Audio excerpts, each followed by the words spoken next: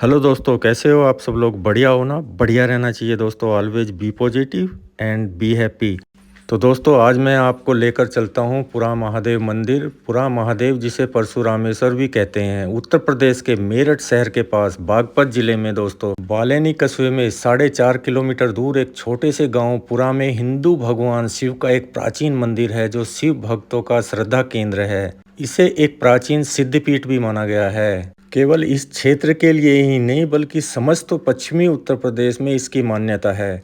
लाखों शिव भक्त श्रावण और फागुन के महीने में पैदल चल के हरिद्वार से जो है कावड़ में गंगा का पवित्र जल लाकर परशुरामेश्वर महादेव का अभिषेक करते हैं। ऐसी मान्यता है कि भगवान शिव भी प्रसन्न होकर अपने भक्तों की सभी मनोकामनाएं पूर्ण कर देते हैं। दोस्तों, जहाँ पर परशुरामेश्वर पुरा महादेव मंदिर है, काफ़ी पहले यहाँ पर कजरी वन हुआ करता था। इसी वन में जमदग्नि ऋषि अपनी पत्नी रेणुका सहित अपने आश्रम में रहते थे।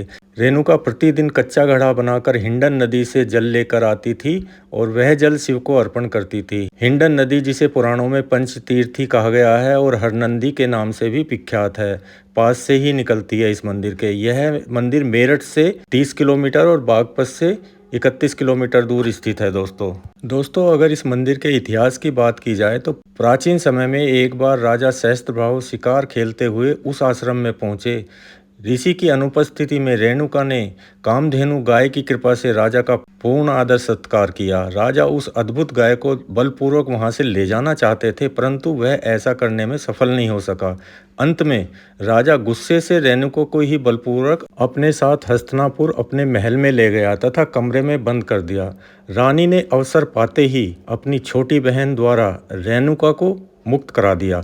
रेणुका ने वापस आकर सारा वृत्तांत ऋषि को कह सुनाया, परंतु ऋषि ने एक रात्रि दूसरे पुरुष के महल में रहने के कारण रेणुका को ही आश्रम छोड़ने का आदेश दे दिया। रेणुका ने अपने पति से बार बार प्रार्थना की कि वह पूर्णतः पवित्र है तथा वह आश्रम छोड़कर नहीं जाएगी। अगर उन्हें विश्वास नहीं है तो वे अपने हाथों से ही उसे मार दें, जिससे पति के हाथों मरकर वह मोक्ष को प्राप्त हो जाए, परंतु ऋषि अपने आदेश पर अडिग रहे। तो दोस्तों, मैं तो बता रहा था आपसे मंदिर के बारे में और देखते ही देखते हम पहुंच चुके हैं दोस्तों परशुरामेश्वर मंदिर। तो दोस्तों, हम बात कर रहे थे जमदग्नि ऋषि के, जो अपनी पत्नी पर जो है बेहद नाराज़ थे और उन्हें घर से जाने का आदेश दे दिया था।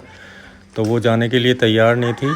वो बोल रही थी कि पति के हाथों मरकर वह मोक्ष को प्राप्त हो जाएगी, है ना। तो ऋषि ने क्या किया फिर? ऋषि ने अपने 3 पुत्रों को अपनी माता का सिर जो है धड़ से अलग करने को कहा, लेकिन उनके पुत्रों ने मना कर दिया। चौथे पुत्र परशुराम जी ने पितृ आज्ञा को अपना धर्म मानते हुए अपनी माता का सर धड़ से अलग कर दिया दोस्तों। बाद में परशुराम जी को इसका घोर पश्चाताप हुआ। उन्होंने थोड़ी दूर पर ही घोर तपस्या करनी आरंभ कर दी तथा वहाँ पर शिवलिंग स्थापित कर उसकी पूजा करने लगे। उनकी तपस्या से प्रसन्न होकर आशुतोष भगवान ने उन्हें प्रत्यक्ष दर्शन दिए और वरदान मांगने को कहा। परशुराम भगवान ने अपनी माता को पुनर्जीवित करने की प्रार्थना की। भगवान शिव ने उनकी माता को जीवित कर दिया तथा एक परशु यानी कि फरसा जिसे भी बोलते हैं वो भी दिया उनको, तथा कहा कि जब भी युद्ध के समय इसका प्रयोग करोगे तो विजय होगे। दोस्तों, उसके बाद परशुराम जी वहीं पास के वन में एक कुटिया बनाकर रहने लगे। थोड़े दिन बाद ही परशुराम जी ने अपने फरसे से संपूर्ण सेना सहित राजा सहस्त्रबाहु को मार दिया। वे तत्कालीन क्षत्रियों के दुष्कर्मों के कारण बहुत ही क्षुब्ध थे, अतः उन्होंने पृथ्वी पर क्षत्रियों को मृत्युदंड दिया। व 21 बार पूरी पृथ्वी को क्षत्रिय विहीन कर दिया। जिस स्थान पर शिवलिंग की स्थापना की थी वहाँ एक मंदिर भी बनवा दिया। दोस्तों, बहुत समय के बाद में जो है क्या हुआ, मंदिर जो है खंडरों में बदल गया। काफ़ी समय बाद एक दिन लैंडोर की रानी उधर घूमने निकली तो उसका हाथी वहाँ पर आकर रुक गया। महावत की काफ़ी कोशिश के बाद भी हाथी वहाँ से नहीं हिला। तब रानी ने सैनिकों को वहाँ स्थान खोदने का जो है आदेश दिया। खुदाई में वहाँ एक शिवलिंग प्रकट हुए, जिस पर रानी ने एक मंदिर बनवा दिया। यही शिवलिंग तथा इस पर बना मंदिर आज परशुरामेश्वर मंदिर के नाम से विख्यात है और आप इसके दर्शन कर रहे हैं भव्य मंदिर के भोलेनाथ। ये आप देख लीजिए दोस्तों, ये है परशुरामेश्वर महादेव मंदिर। यहाँ पे श्रावण में लाखों श्रद्धालु जो हैं आते हैं दोस्तों, हरिद्वार से जल लेकर कावड़िया, और यहाँ पर जल चढ़ाते हैं। आपको यहाँ पर पैर रखने की जगह नहीं मिलेगी दोस्तों सावन के महीने में, है ना। ये देख, ये है परशुरामेश्वर महादेव मंदिर। ओम नमः शिवाय, हर हर महादेव, श्री शिवाय नमस्तुभ्यम। तो भक्त लोग जो हैं पूजा पाठ करते हुए आप देख रहे होंगे। बहुत ही सुंदर मंदिर और बड़ा ही अच्छा लग रहा है दोस्तों। भावना ही एकदम जो है अलग हो जाती हैं यहाँ पर आने से महादेव जी के मंदिर में। हर हर महादेव, हर हर महादेव।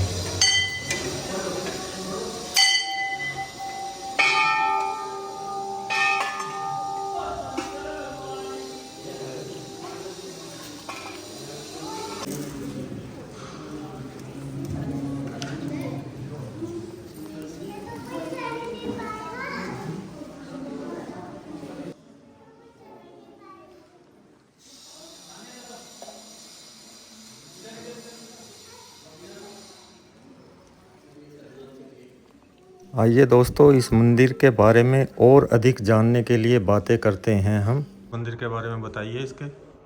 ये मंदिर का जी परशुराम जी के पिताजी के आज्ञा अनुसार परशुराम जी ने अपनी माता की शीश को काट दिया था। उस दोष की मुक्ति के लिए जब अपने ही पिता से उन्होंने पूछा तो उन्होंने बताया था ये उपाय कि आप शंकर भगवान की तपस्या कीजिए। जी जी। तो यहाँ से 500 मीटर दूर पे परशुराम जी के पिताजी की वो यज्ञशाला वगैरह है। जी जी। जहाँ भी परशुराम मंदिर बना है। हाँ जी। यहाँ पर परशुराम जी ने आकर के तपस्या की थी जी।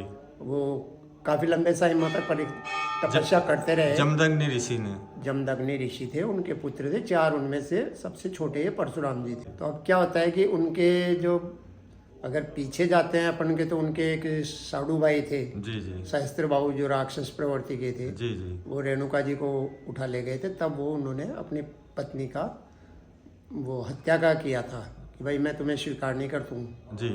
वो वहीं पर थी तो उनकी हत्या कर दी थी। परशुराम जी ने आके यहाँ जब तब किया था तो उसे शंकर भगवान खुश होते हैं। जी जी। प्रकट होते हैं तो कहते हैं कि जी इस दोष से मेरे को मुक्ति कैसे मिलेगी। जी। तो भोले बाबा कहते हैं कि आपको जो यहाँ गंगा जी का जल ला करके और एक कावड़ चढ़ाइए। जी। वो यहाँ ला करके कावड़ चढ़ाते हैं तो यहाँ मिट्टी का टीला होता है, उसमें ये स्वयंभू निकलते हैं। जी जी। रेत हटी होगी, शिवलिंग कुछ नजर आया होगा। जब कावड़ चढ़ाई उन्होंने तो शिवलिंग कुछ बड़े आकार में दिखाई देने लगे। तो ये स्वयंभू है, मतलब स्वयंभू है ये। जी जी। ठीक है।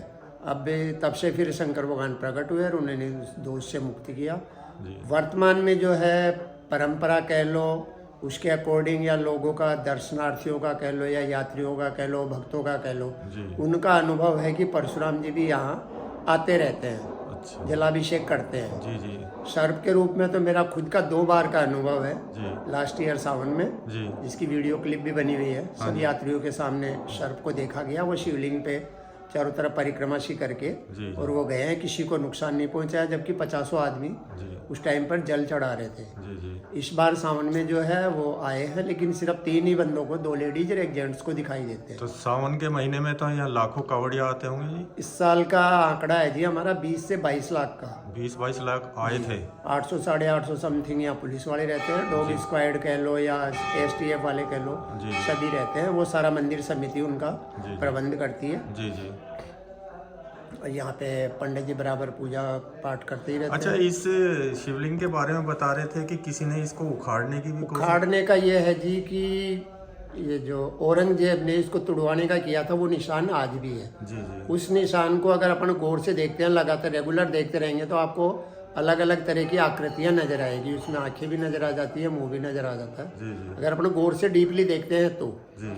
दूसरा, यहाँ पे एक बार इसको हाथियों से इसको खींच करके उखड़वाने की भी कोशिश की थी, लेकिन कुछ नहीं कर नहीं पाया। हुआ। लेकिन तिरछा जरूर हुआ है कुछ, जी जी थोड़ा सा एक तरफ साइड में ये झुकाव है इसका। जी ये है इनका इतिहास। जी जी जी। आपका बहुत बहुत धन्यवाद, आपने इतनी महत्वपूर्ण जानकारी दी। और ये जो है ये जो वीडियो है ये संसार भर में फैलेगी जी। तो, और हमारा जो सनातन धर्म की बारे में जानेंगे लोग बाग। अब भी जो है परशुराम मंदिर को और पूरा इस गांव को हाँ जी प्रधानमंत्री जी के आदेशानुसार योगी जी ने, यूपी गवर्नमेंट ने पूरी इंडिया में से 34 में से सर्वश्रेष्ठ घोषित किया गया है जी जी इस गांव को। जी जी। उस गांव में से अभी मैं खुद निकला हूं जो विलेज कोऑर्डिनेटर बन करके। जी जी मेरी 7 दिन की ट्रेनिंग हुई है, जी जी उसमें 5 दिन की तो वो कंटिन्यू थी जी। जो अपने रिटर्न में होती है वो, हाँ जी हाँ जी और एक दिन हमें इधर उधर दिखाया गया था, समझाया गया था। जी जी तो आने वाले टाइम पर ये पूरा गांव और पूरा महादेव मंदिर जी आशा करता हूं कि शिखर पर पहुंचेंगे यूपी गवर्नमेंट। जी जी जी। आपका बहुत बहुत धन्यवाद, नमस्कार जी। नमस्कार।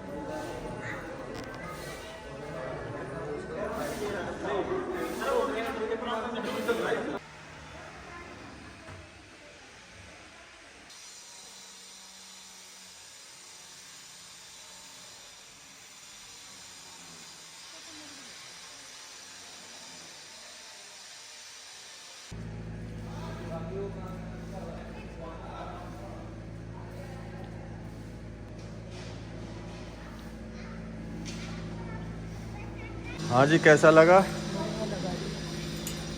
भोलेनाथ के दर्शन करके? अच्छा लगा। और काफ़ी पुराना वट वृक्ष है दोस्तों, ये देखिए आप, काफ़ी पुराना वट वृक्ष है। श्री परशुरामेश्वर महादेव मंदिर बहुत ही सुंदर।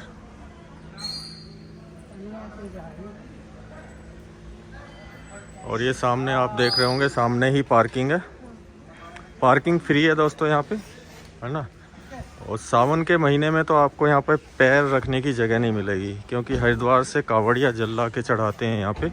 तो दोस्तों, महादेव के दर्शन करने के बाद हम निकल चुके हैं घर की ओर। और अगर आप यहाँ पहुँचने की बात करें दोस्तों, तो देश की राजधानी दिल्ली और गाज़ियाबाद और नोएडा से अगर आप पुरा महादेव मंदिर पहुँचते हैं तो आपको दिल्ली सहारनपुर हाईवे से बागपत के राष्ट्रीय वंदना चौक पर पहुंचकर बागपत मेरठ हाईवे पर बालेनी गांव पहुंचना होगा दोस्तों। और वहां से 4-4.5 किलोमीटर की दूर पर सीधा मार्ग है दोस्तों। और वहीं जब आप मेरठ, मुजफ्फरनगर, सहारनपुर, हापुड़ से आते हैं तो आपको मेरठ दिल्ली हाईवे से बागपत मेरठ हाईवे पे आना होगा दोस्तों, जिससे आप बालेनी पहुंचेंगे दोस्तों। और वहां से राइट हैंड लेके आपको 4.5 किलोमीटर के लगभग जो है आपको मंदिर पहुंचना होगा दोस्तों। यहाँ से राइट हैंड में चले जाएंगे आप बागपत, और लेफ्ट हैंड में अभी हमें मेरठ साइड चलना है। और दोस्तों, ये वही हाईवे है मेरठ से बागपत का, जिसको मैं आपको अभी थोड़ी देर पहले जिक्र कर रहा था कि यहाँ से आप मेरठ से आ रहे हैं या बागपत से आ रहे हैं तो पहले आपको बालेनी पहुँचना होगा। और बालेनी से 4-4.5 किलोमीटर आपको पूरा गांव पहुंचना पड़ेगा, जहां पर पुरा महादेव मंदिर है दोस्तों, है ना। तो यहां आप अपनी गाड़ी से भी आ सकते हैं दोस्तों। और अगर आपको ट्रेन से आना है तो या तो आपको बागपत पहुंचना होगा या आपको मेरठ पहुंचना होगा वहां से। आप यहाँ पे टैक्सी द्वारा भी आ सकते हैं दोस्तों, टैक्सी करके, और अपनी गाड़ी से तो आ ही सकते हैं। दोस्तों मैं तो आपसे कहूँगा कि एक बार आप भी यहाँ पर आएँ, और ये एक प्राचीन सिद्धपीठ भी माना गया है दोस्तों, है ना। तो दोस्तों आपको भी एक बार यहाँ ज़रूर आना चाहिए। और एक जगह आने वाली है दोस्तों, उसकी वीडियो पड़ी हुई है, डिस्क्रिप्शन में लिंक दे दूँगा, जहाँ लव कुश की विद्या ग्रहण हुई थी और सीता समाई थी। तो मेरे राइट हैंड में वो जगह है, महर्षि वाल्मीकि आश्रम। तो उसका लिंक मैं वीडियो में दे दूंगा आपको, तो आप वहाँ जाके वो वीडियो देख सकते हैं।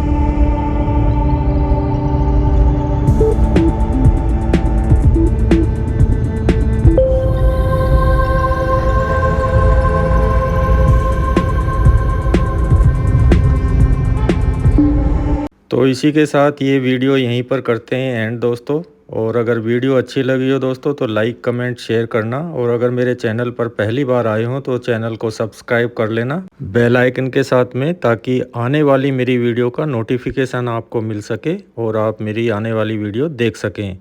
तो इसी के साथ दोस्तों मिलते हैं नेक्स्ट ब्लॉग में, तब तक के लिए नमस्कार, जय हिंद दोस्तों।